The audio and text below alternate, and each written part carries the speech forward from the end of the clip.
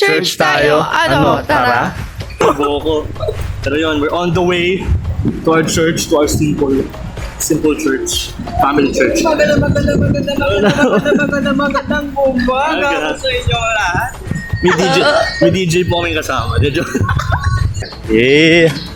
Yan yung mga taho. Ano yan? Taho pips.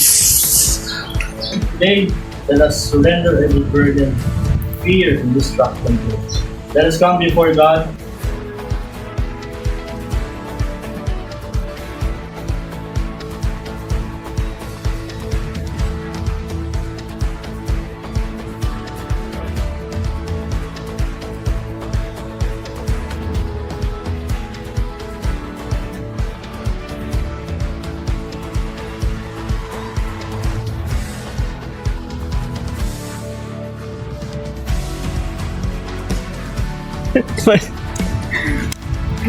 So, bibili kami ng 11 na eggs. Bakit ilan? Kasi nawala na si Judas sa 12 disciples. So, hindi na doon. Bakit naging itlog?